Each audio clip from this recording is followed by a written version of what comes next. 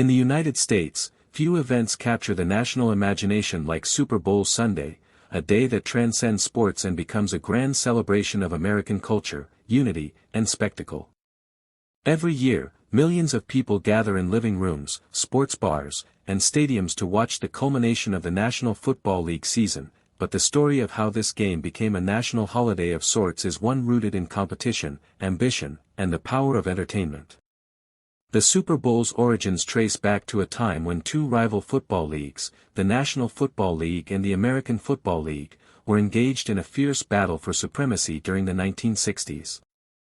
Football in America was growing fast, but two competing organizations split the audience, the talent, and the profits. It was a rivalry that threatened to weaken the sport rather than strengthen it. The NFL was the older, more established league, tracing its roots back to the 1920s, while the AFL had emerged in 1960 as a bold challenger, bringing new teams, younger fans, and a flashier style of play. The tension between them escalated as both leagues competed for the best college players, offering huge signing bonuses and contracts that drove up costs and created chaos in professional football. The owners of both leagues realized that the situation was unsustainable.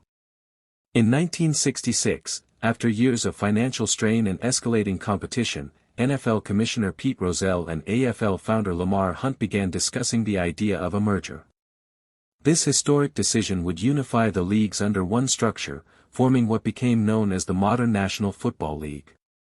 As part of the agreement, they decided to create a championship game that would pit the best team from each league against each other. Lamar Hunt, inspired by his children's toy, the Super Bowl, suggested calling it the Super Bowl. At first, the name was used informally, but it soon stuck, and by the third edition, it became the official title. The first championship game, now known as Super Bowl I, was played on January 15, 1967, between the Green Bay Packers of the NFL and the Kansas City Chiefs of the AFL. It was held at the Los Angeles Memorial Coliseum, a stadium that could hold more than 90,000 people, yet only around 61,000 attended. The game was televised by both NBC and CBS, since each network had rights to one of the leagues, which led to one of the most unusual situations in sports broadcasting history. Green Bay, coached by the legendary Vince Lombardi, dominated the game, defeating the Chiefs 35-10. Though the television ratings were solid, the event didn't yet hold the cultural significance it has today. The halftime show featured college marching bands rather than pop stars, and the commercials were standard rather than extravagant. Yet in that simple contest, the seeds of something extraordinary were planted. The following year's Super Bowl II again saw the Packers emerge victorious, this time over. As the 1990s began, the Super Bowl entered a golden age of spectacle and global attention. Television networks invested unprecedented amounts of money into production, knowing that this single game could generate massive viewership and advertising revenue. The 1990s were marked by the rise of cable television and the beginning of digital technology, making it possible for the Super Bowl to reach homes not just across America but around the world. The event had become more than a sports championship, it was a fusion of culture, commerce, and creativity. The decade also brought new dynasties and unforgettable moments on the field. The Buffalo Bills reached 4 consecutive Super Bowls between 1991 and 1994, a remarkable feat in sports history, though heartbreakingly, they lost all 4. The Dallas Cowboys of the early to mid-90s, led by stars like Troy Aikman, Emmitt Smith, and Michael Irvin, dominated the decade, becoming America's team in both name and popularity.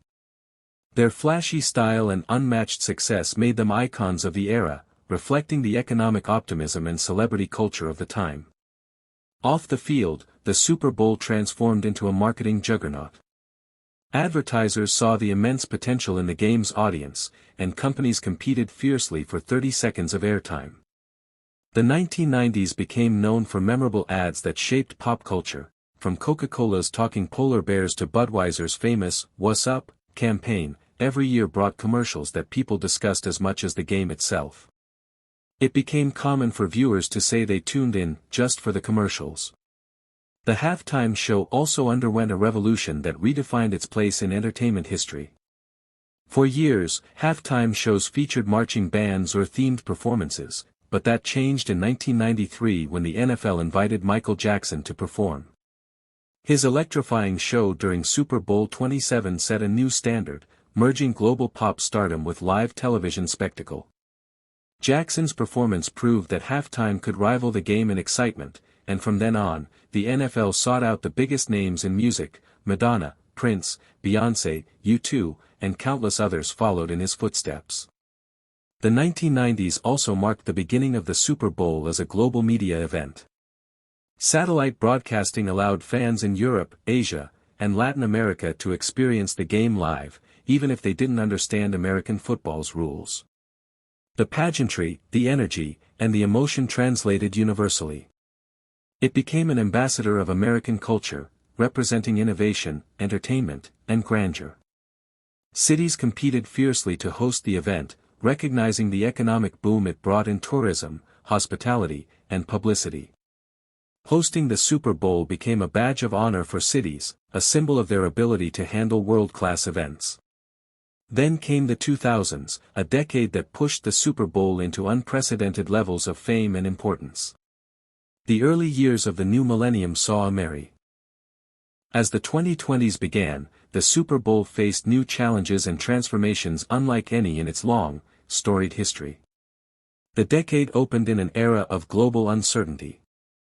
The COVID-19 pandemic swept across the world, changing how people gathered, celebrated, and watched live events. When the pandemic struck in 2020, it shook every aspect of American life, and sports were no exception. Stadiums fell silent, leagues paused, and fans were forced to experience their favorite games from a distance. Yet even in that moment of disruption, the Super Bowl found a way to endure. Super Bowl 55 in February 2021 became a powerful symbol of resilience. Played in Tampa, Florida, it was one of the first major sporting events to welcome fans back into the stands, though at limited capacity.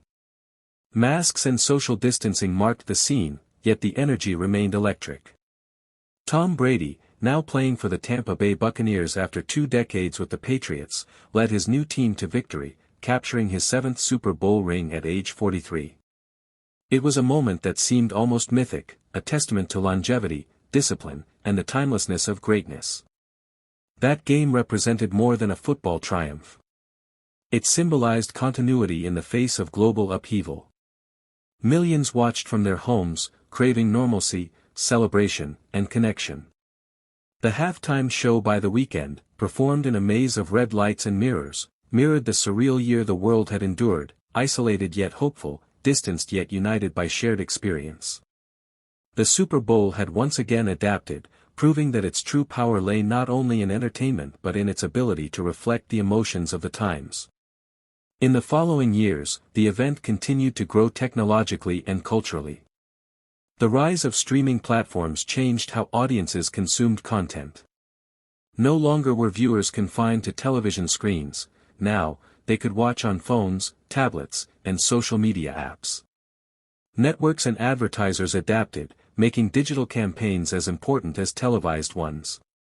The commercials expanded beyond the 30-second format, becoming interactive experiences that extended across online spaces. Fans could scan QR codes, vote on storylines, and unlock behind-the-scenes content. The Super Bowl was now both a broadcast and a digital festival, blending the traditions of old-school television with the interactivity of the Internet age. Meanwhile, the NFL used the Super Bowl to highlight issues beyond sports, advocating for social justice, equality, and community involvement. After years of debate and division, the league sought to reframe its image as one of inclusivity and awareness. Moments of silence, tributes, and performances reminded viewers that the event, while celebratory, was also a mirror of society's conscience. Music choices became more diverse, with performers representing the full spectrum of American identity, from hip-hop to country, from Latin pop to R&B. The halftime show, once